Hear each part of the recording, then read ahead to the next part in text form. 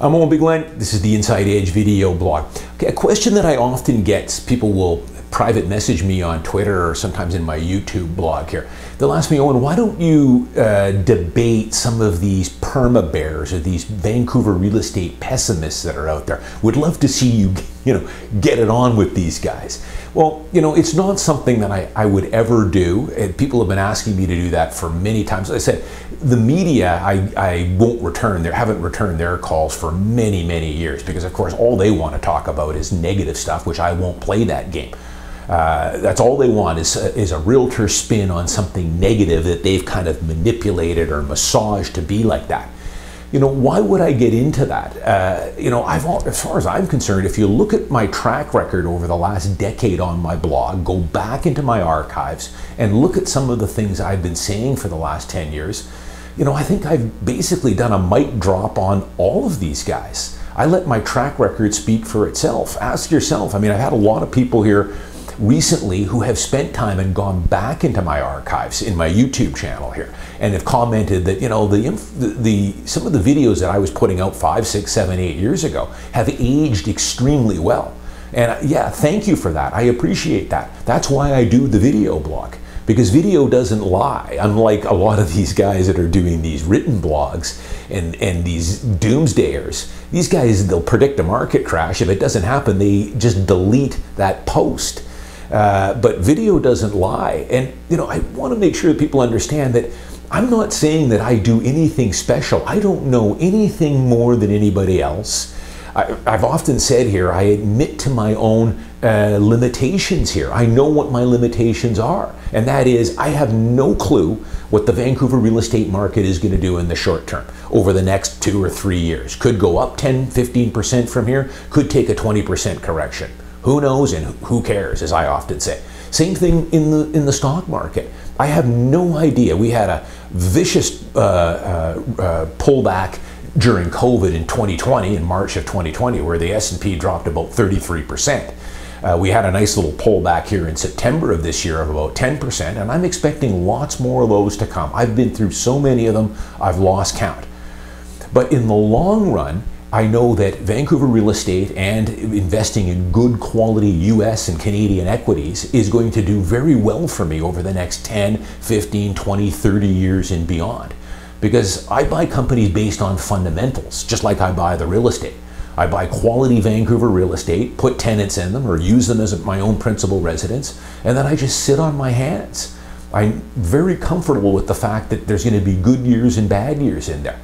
And that's something that these bears and permanent doom and gloomers, they just don't understand. There'd be no use in me debating with them because they don't know what they're talking about. They're inexperienced. If you dug a little deeper on these people, which you usually can't because it's very opaque, you would find out that they are on the outside looking in. Because if they were on the inside and owned real estate and stocks for any length of time, they'd be telling you the same thing I do. Just, your holding period will eliminate all your problems. Buy quality stock, buy quality real estate, and then sit on it. Take advantage of all the tax advantages you get with it. Take advantage of the capital gains tax rates, which are much more favorable than interest and income tax rates.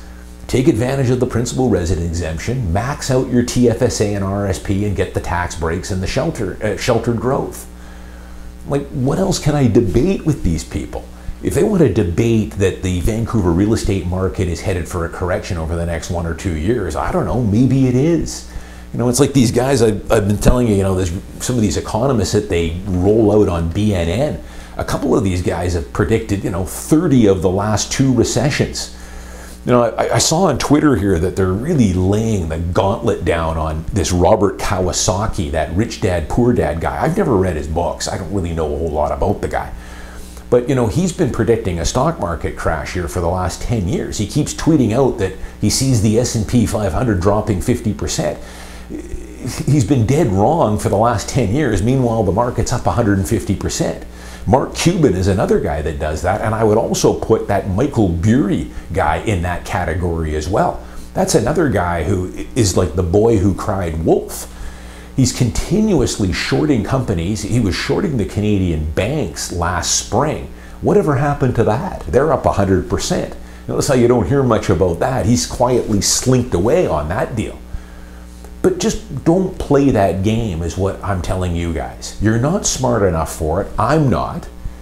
Why get into that kind of thing? Keep it simple.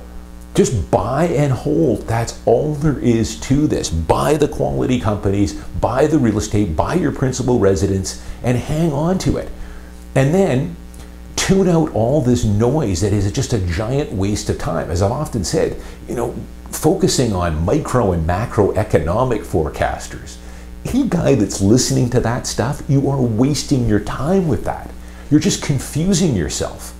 What you should have done is just bought your home and then called it a day.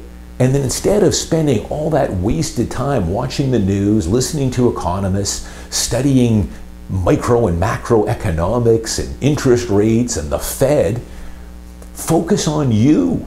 Focus on making more money, getting better at your career, starting a business, starting a side hustle, learning, reading books, becoming a better investor, getting better, if you're in sales, becoming a better salesman, representing your clients in better ways. That's what I focus on. Getting enough sleep, working out, exercising, spending time with my family, and just taking vacations, taking a break. I don't spend it on watching the news or economic forecasts because it's a colossal waste of time. And that's what I've been pounding home here for so many years on my blog here. I think my track record, for those of you that have gone back into my archives and looked at some of my older videos and some of the things I was saying over the years. I had a guy recently that just said, I bought your book, and man, those real estate prices are pretty crazy back then. And yeah, they are. Look at what they were. I was talking about a condominium on Pender Street at $430,000. Listen, it wasn't that long ago I wrote that book. That's what real estate prices will do for you in the long term. But there's always going to be pullbacks along the way. They're par for the course. As I've often said, if you want the superior returns of what real estate and equities are going to do for you, you have to be comfortable with the short-term volatility. If you're not comfortable with that, then what you're going to have to do is put your money in a Folgers can, coffee can, which is the exact same thing as putting it in a bank account or a term deposit. It's going to pay you 50 basis points. Inflation's running at 4. You're losing 3.5% on that. Cash is trash. And until interest rates go up dramatically, they will be. So always keep that in mind. I don't have anything to debate with anybody. It would just be a waste of my time arguing about what the markets are going to do in the short term because I have no clue and I don't care. All you should focus on, and what I do know, is what the markets are going to do over the next 10, 15, 20 years, and they're going to be fantastic. I'm Owen Bigland. As always, thanks for watching. I'll see you next week.